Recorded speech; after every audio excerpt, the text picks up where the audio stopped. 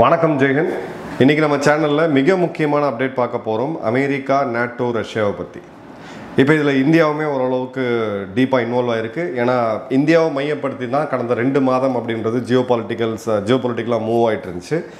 இப்போது அமெரிக்காவுடைய ரிப்பப்ளிக்கன் டெக்ஸஸ்லேருந்து வரக்கூடிய ரிப்பப்ளிக்கன் ரெப்ரசன்டேட்டிவ் 13 முறை ஒரு ரிப்பப்ளிக்கனாக இருந்த ஒரு அனுபவம் பெற்ற மைக்கேல் மெக்கால், அதாவது அமெரிக்காவுடைய ஸ்ட்ராட்டஜிக் சர்க்கிளில் ஃபாரின் பாலிசியில் இவரை தெரியாத யாருமே இருக்க முடியாது. இவர் இப்போ ரிட்டையர் ஆகிறாரு. 11 முறை இந்த இடத்துல இருந்திருக்காரு. அதே மாதிரி பார்த்தீங்க அப்படின்னா அவர் வந்து ஹவுஸோடைய, அதாவது பாராளுமன்றத்தோடைய ஃபாரின் அஃபேர்ஸ் மற்றும் ஹோம்லேண்ட் செக்யூரிட்டி, இன்டர்னல் செக்யூரிட்டி மற்றும் ஃபாரின் பாலிசியில் இன்றைக்கி அமெரிக்காவில் இருக்கக்கூடிய வெகு சில எக்ஸ்பர்ட்ஸில் இவரும் ஒருத்தர். கிட்டத்தட்ட குளோபல் பாலிசியை பல அமெரிக்க அதிபர்களுக்கு ஆலோசகராக இருந்தவரும் கூட. இப்போ மெக்கால் என்ன சொல்கிறாரு அப்படின்னா, வேர்ல்டு வார் 3 நோக்கி, உலகப்போர் 3 நோக்கி உலகம் போகுது. பிரசிடென்ட் ட்ரம்ப் அவர்கள் புத்தினை சரியாக புரிஞ்சிக்கல, அவரோட பாலிசி தவறாக இருக்குது அப்படின்னு சொல்கிறாரு. இப்போ இந்த 63 வயது நபர் சொல்லும் பொழுது அதுக்கு பின்னாடி ஒரு மிக முக்கியமான காரணம் இருக்குது. புத்தினோடைய அசஸ்மெண்ட் தவறாக இருக்குது அப்படின்ட்டு. எதை வச்சு அவர் சொல்கிறாருன்னா, செப்டம்பர் 9ஆம் தேதி கிட்டத்தட்ட 415 ட்ரோன்ஸ் மற்றும் மிசைல்ஸை வச்சு ரஷ்யா ஒரு மிகப்பெரிய தாக்குதலை உக்ரைன் மேலே செய்தாங்க. அதை பற்றி நம்ம ஏற்கனவே ஒரு வீடியோ போட்டிருந்தோம். இந்த 2.5 வருடத்துக்கும் தாண்டி நடக்கக்கூடிய யுத்தத்தில் மிகப்பெரிய ஒரு தாக்குதல், சிங்கிள் லார்ஜஸ்ட் அப்படின்னு பார்த்தீங்கன்னா இந்த ஒரு தாக்குதல் தான்.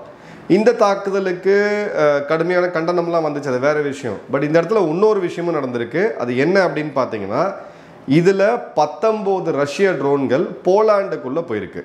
ஸோ ரஷ்யாவுடைய மிக அருகில் இருக்கக்கூடிய ஒரு த்ரெட்டண்டாக ஃபீல் பண்ணக்கூடிய நாடு போலாண்ட்.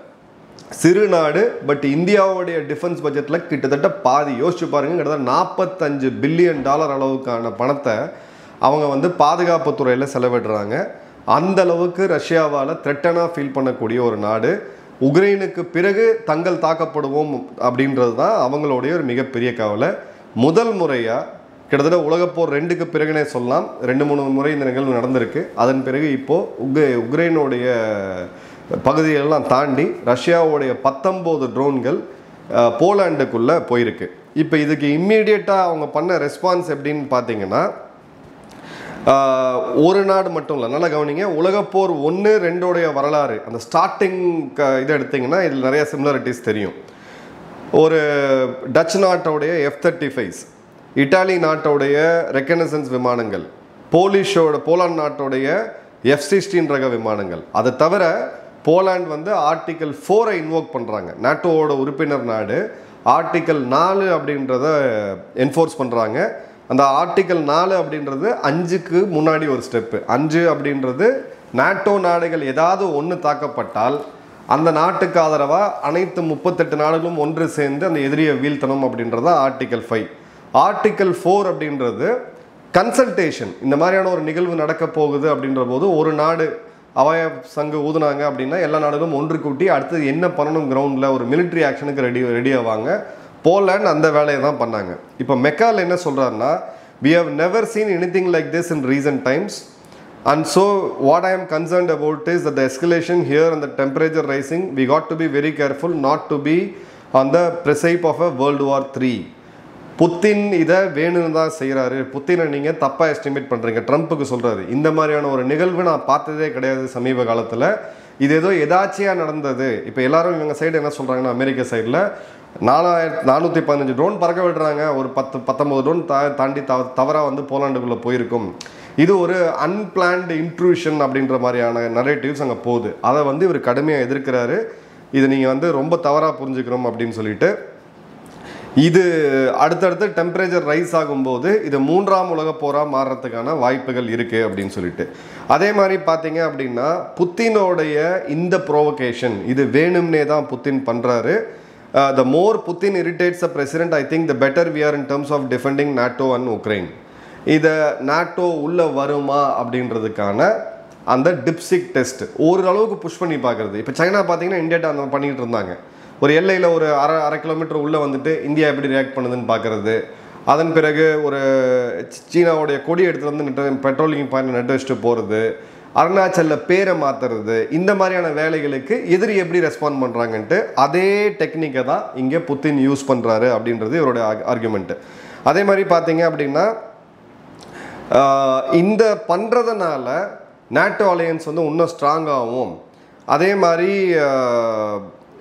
ஃபாரின் அஃபேர்ஸ் கமிட்டியில் இவர் ரொம்ப ஒரு ஸ்ட்ராங்கான ஒரு பர்சன். அதாவது உக்ரைனுக்கு ஆயுதங்கள் வழங்கணும் அப்படின்றதுல பைடன் அட்மினிஸ்ட்ரேஷன்லேயும் சரி, ட்ரம்ப்போடு இருக்கும்போதும் சரி, இவர் தான் அதிகமான ஒரு அழுத்தத்தை வந்து கொடுத்துக்கிட்டு இருந்தார்.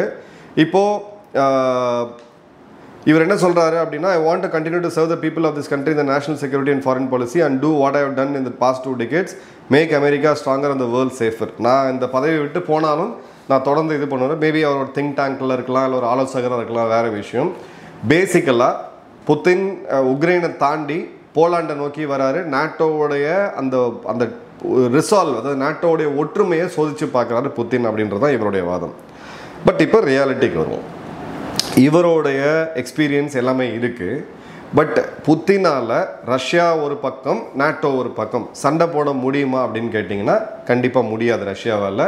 ஜஸ்ட் ஒரு பேசிக் கம்பேரிசன் பார்ப்போம். நாட்டோவுடைய நாடுகளுடைய படைகள் எல்லாத்தையும் சேர்த்தோம் அப்படின்னா கிட்டத்தட்ட 3.5 லட்சம் பேர், 35 லட்சம் பேர் வருவாங்க. ரஷ்யாவுடைய படைகள் இப்போ பார்த்தீங்க அப்படின்னா கிட்டத்தட்ட ஒரு 13 லட்சம் பேர் இருக்காங்க. ஏர்கிராஃப்ட் எடுத்தீங்க அப்படின்னா நாட்டோ கிட்ட 22,377 விமானங்கள் இருக்குது, ரஷ்யா கிட்ட கிட்டத்தட்ட 5000 இருக்குது. நேவி எடுத்திங்கன்னா 1150 கப்பல் இருக்குது, ரஷ்யாட்ட 419. கிரவுண்ட் ஃபோர்ஸஸ் எடுத்தீங்க அப்படின்னா ஒரு 12,000 டேங்கிகள் நாட்டோ கிட்ட இருக்குது, 5750 தான் ரஷ்யா கிட்ட இருக்குது. நியூக்ளியர் வெப்பன் எடுத்திங்கன்னா நாட்டோ நாடுகள் எல்லாத்தையும் சேர்த்து, அதாவது அமெரிக்கா, யூகே, ஃப்ரான்ஸை சேர்த்து 5559 அணு ஆயுதங்கள் இருக்குது, ரஷ்யா கிட்ட 5580. ஸோ நாட்டோ நாடுகள் எல்லாம் ஒன்று சேர்ந்தால் கூட ரஷ்யா கிட்ட அணு ஆயுதங்கள் அதிகமாக இருக்கிறத நம்ம பார்க்குறோம். அதே மாதிரி $1.47 ட்ரில்லியன் நாட்டோவுடைய டிஃபென்ஸ் பட்ஜெட்டு. இதை ரஷ்யா எத்தனை காலம் நினச்சாலும் ரஷ்யா, சைனா, ஈரான், வடகொரியா எல்லாம் ஒன்றா சேர்ந்தால் கூட இங்கே வர முடியாது. புத்தின் அந்த அளவுக்கு முட்டாளும் கிடையாது. புத்தின் போலாண்டுக்குள்ளே ட்ரோன் அனுப்புனது தாக்குதல் நடத்த கிடையாது, இவங்களுடைய ஒற்றுமையை சோதித்து பார்க்குறதுக்கு. ஏன்னா நாட்டோ அப்படின்றது ஐரோப்பா யூனியன் நம்ம ஒன்றா எடுத்தால் கூட ஐரோப்பிய யூனியன் நம்ம ஏற்கனவே சொன்ன மாதிரி 3ஆக ஸ்ப்ளிட் ஆகி நிற்குது. ரஷ்யா கூட எல்லையில் இருக்கக்கூடிய ஈஸ்டர்ன் யூரோப் நாடுகள் நாட்டோவை ஒன்றா இருக்கணும், இன்னும் அதிகமாக ஸ்பெண்ட் பண்ணணும்னு பார்க்குறாங்க. மேற்கு யூரோப்பில் இருக்கக்கூடிய நாடுகள் அவங்க உள்நாட்டு பிரச்சனையை சமாளிக்க முடியாமல் இவ்வளோலாம் டிஃபென்ஸ்லாம் ஸ்பெண்ட் பண்ண முடியாது அப்படின்ற ஒரு நிகழ்வில் இருக்காங்க. பல நாடுகள், பெல்ஜியம் போன்ற பல நாடுகள் இன்றைக்கி புத்தினுக்கு ஆதரவாக இருக்கிறாங்க. ஸோ இந்த 3 வகையாக பிரிஞ்சிருக்கிறதுனால நாட்டோவுடைய அந்த ஒற்றுமை அப்படின்றது சமீப காலங்களில் ஒரு பெரிய கொஸ்டின் மார்க்காக இருக்குது.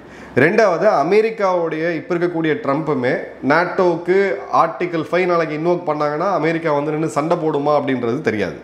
ஸோ இப்போ இந்த சமயத்தில் எதிரியோடைய இன்னொரு எதிரியாக இருக்கக்கூடிய போலாண்டுக்கு ஒரு பக்கம் கால் வச்சு பார்க்குறது அப்படின்றது தான் புத்தின் ஸ்ட்ராட்டஜி.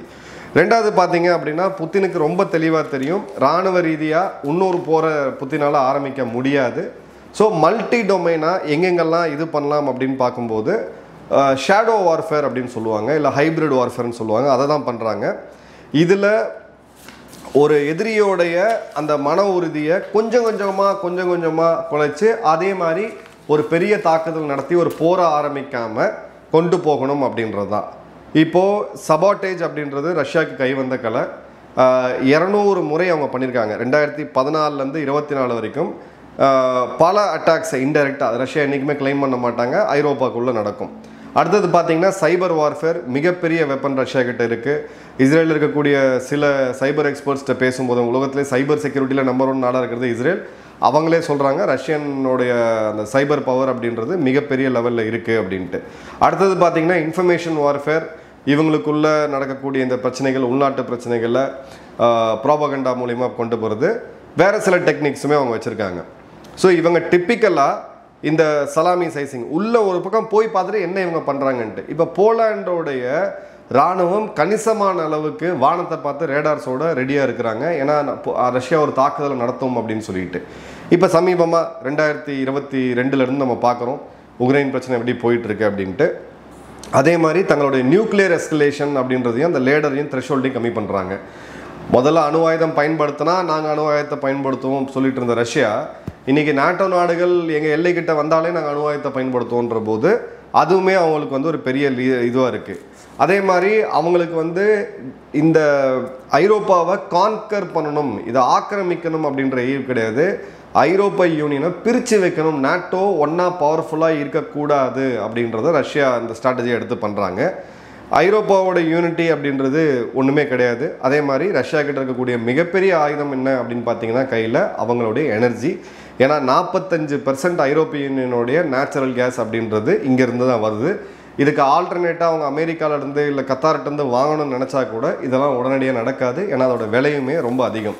ஸோ இந்த தாக்குதல் மெக்கால் சொல்கிற மாதிரி ஒரு பெரிய உலகப் போரெல்லாம் அங்கே வந்து வரப்போகிறது கிடையாது. பட் அவர் ஏன் இதை சொல்கிறாரு அப்படின்னு பார்த்தீங்கன்னா, இந்த ஆயுத வியாபாரம் அப்படின்றது மிகப்பெரிய விஷயம் உலகத்தில். அந்த ஆயுத வியாபாரத்தோடைய முக்கியமான கம்பெனிஸ் லாக்ஹீட் அண்ட் மார்ட்டினாக இருக்கட்டும், இல்லை ஜிஆர் இருக்கட்டும், இந்த ஜெனரல் டைனமிக்ஸ் போன்ற நிறுவனங்கள் எதுவுமே இந்த போர் முடிவதை விரும்பலை.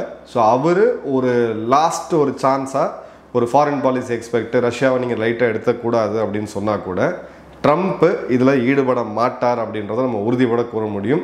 ஏன்னா ட்ரம்ப்புக்கு இப்போ மீண்டும் சைனா ஒரு மிகப்பெரிய எதிரியாக, அந்த விக்ட்ரி பரேடு மிலிட்ரி பரேடுக்கு பிறகு அமெரிக்கா அப்படின்றது கிட்டத்தட்ட வெள்ளை மாளிகை அதிர்ந்து இருக்குது அப்படின்னு தான் சொல்லலாம். ஸோ ஜியோ பாலிட்டிக்ஸ் இன்னும் இன்ட்ரெஸ்டிங்காக போக போகுது.